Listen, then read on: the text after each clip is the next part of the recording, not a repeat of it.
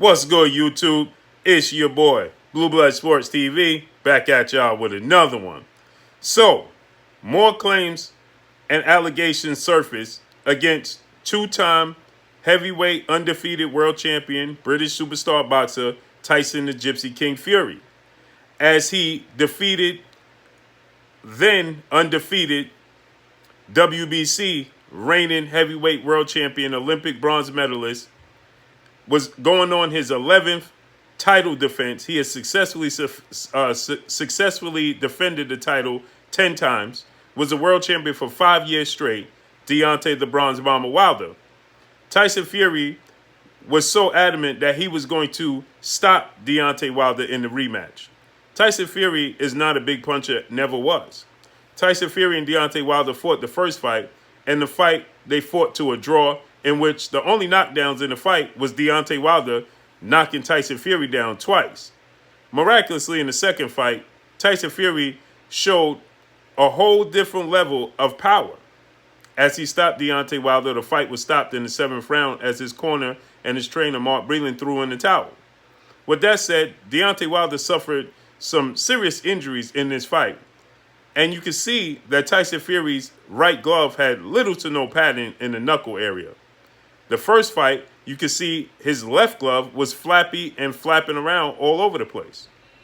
Now you have former world champion Vinny Pazienza. He comes out and he states that he knows that Tyson Fury was using performance enhancers, allegedly, right? But according to Vinny Pazienza, he knows this to be true because he knows the guys that Tyson Fury was hanging around that indulge in these activities.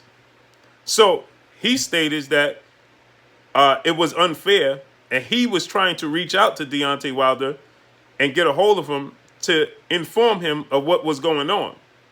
Now, we know Tyson Fury has a situation that right after the Vladimir Klitschko fight, where he defeated Vladimir Klitschko, who was on a 10-year reign and was at the top of the heavyweight division, Tyson Fury defeated him. And shortly after, Tyson Fury and his brother, his cousin, who is a fighter as well, Fury, they both tested positive for performance enhancers.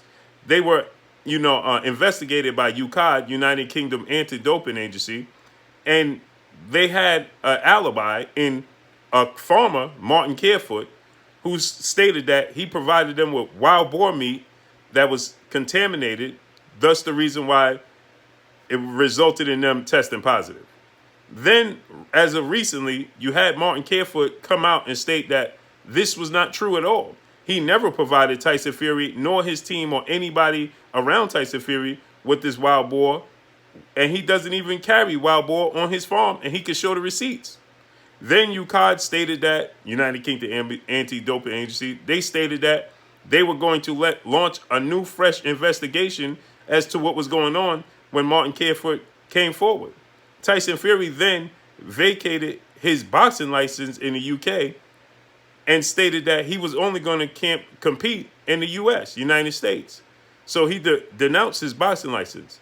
Thus, UCAD come out and state that they could no longer launch a fresh investigation because Tyson Fury is out of their jurisdiction. So it's out of their hands.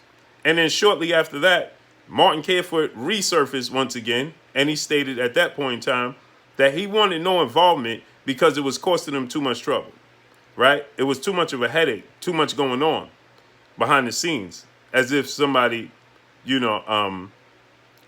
get it, right? So Martin Carefoot decided to back out and says that he was no longer going to participate and he wanted no more involvement and he wanted to continue on with his life. He stated that Tyson Fury was supposed to pay him a certain amount, $15,000, for him to state that he was providing Tyson Fury with the wild boar meat, and then Tyson Fury and his team never paid him. This is all alleged on my part. And so with that said, now UCAD said, well, their hands were tied. And then now Tyson Fury, after wiggling out the trilogy match with Deontay Wilder, is now saying that he wants to pick up his boxing license in the UK, United Kingdom, and he wants to fight December 5th. Well, now he doesn't feel any pressure because UCOD no longer is investigating because they don't have a leg to stand on without Martin Carefoot. So now we have Vinny Pazienza comes forward and he says that he knows for sure that this is what Tyson Fury was indulging in. He says he knows that Tyson Fury was indulging in performance enhancers, alleged. Now, I made a video. You could go check this video out. Made it a couple months back. And I stated that there was reports and claims that Tyson Fury had issues with his samples, with his A sample, and they were waiting for the B sample. But I got a lot of flack for that, because people said that I was just making up stories. Vinny Pazienza, he comes out and he states that Tyson Fury, he knows for a fact that Tyson Fury was in a struggle as far as retesting. And he didn't want to even take a test. So let's listen to what Vinny Pazienza had to say. And he stated that Deontay Wilder would only win if he fought Tyson Fury if he was indulging in the same activities. But let's just listen to what Vinny had to say, shall we? It's going to be refocusing, but he's only going to win. He's only going to beat this big guy. He's only going to beat Tyson Fury if he does what Tyson Fury's doing.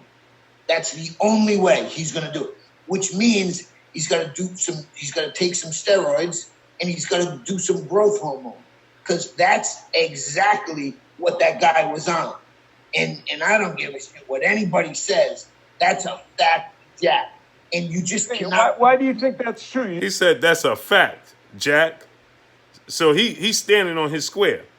And this is what Al Bernstein is asking him, why do you believe that this is the case? So listen now Al Bernstein is going to try to, flame it out, smother it out by saying, well, we know you're not short on words. You've never been short on words. So just listen, though. You know what? Oh, my God. Al, he does drugs his whole life. This is going to make him a better boxer. It's going to make him a tougher, stronger. And, of course he's going to take that stuff. He was hanging out with some bodybuilders that I know that are very high-end bodybuilders. He was hanging out with them at the fights. So it's a no-brainer. And everybody had a lot to say about undefeated heavyweight contender, American heavyweight contender, superstar boxer Jarrell Big Baby Miller for testing positive ahead of his anticipated showdown with Anthony Joshua, scheduled to take place June 1st of 2019. And then he once again, when he was making his comeback after suspension, he tested positive once again. And everybody was saying, well, look who he hangs around with.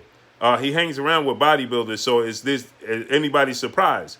But nobody gave Jarrell Big Baby Miller the benefit of the doubt. Now, this is twice that we have in situations with Tyson Fury. Like I stated, you had it right after the Vladimir Klitschko fight, and you had it in this fight, this rematch with Deontay Wilder. As I told you guys, there was issues with the A sample, but Blue Blood didn't know what he was talking about, allegedly.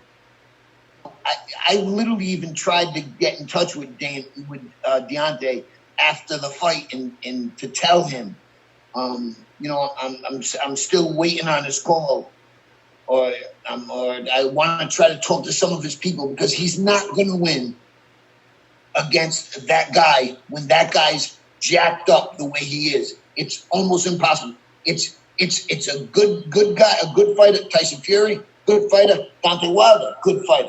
But now, when you add in all that stuff, you add in all those growth hormones. Oh my God, he was a beast. He felt like a king. He came in on a throne. That goes to show you, like, he felt like a king. When you take that stuff, I've never done growth hormone. I've been friends with plenty of guys who did it, and told me that, Vinny, it's unbelievable. So you see, Vinny is stating that he knows the guys that Tyson Fury was hanging around. My thing is this: why does Tyson Fury, with all of these muddy waters surrounding him, why is it that he continues to get the benefit of the doubt?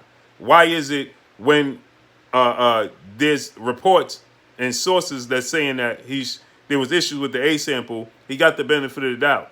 After the Vladimir Klitschko fight, you had the situation that didn't even include Deontay Wilder. So you could say, well, this is just Deontay Wilder's defenders coming to his defense and can't accept the loss. Well, the situation with Martin Carefoot and Vladimir Klitschko had zero to do with Deontay Wilder. So why is that? And then you had the situation with the gloves with Tyson Fury, and you had Nicholas Asbury, who was at odds with Deontay Wilder at the time, had no quorum to help Deontay Wilder out. He was at odds with Tyson Fury because of Tyson Fury removing the padding in the sparring session, which one didn't have anything to do with another. Nicholas Asbury's situation with Tyson Fury had nothing to do with Deontay Wilder because, like I said, he was at odds with Deontay Wilder. So it wasn't like he was coming out, to help Deontay Wilder out. But Tyson Fury continues to get the benefit of the doubt with everything that's circling. But that's because we understand why, right? So Vinny Pazienza, he states that he knows for a fact. But Tyson Fury will get the benefit of the doubt. Nobody wants to even investigate and look into it. That's all I got for y'all. Drop a comment in the comment section. Let me know what y'all think. Y'all already know what it is. It's your boy Blue, Blue Bud Sports TV. Hate, like, comment, and subscribe. If you haven't subscribed, hit the subscribe button, hit the like button, hit the bell icon to get all the new notification. Follow me on Instagram at Blue Bud Sports TV, all one word. Y'all already know what it is. Shout out to the entire LDBC. Shout out to New Media. Shout out to Black Media Raw. Make sure you like and share these videos. That's all I got for y'all. Peace.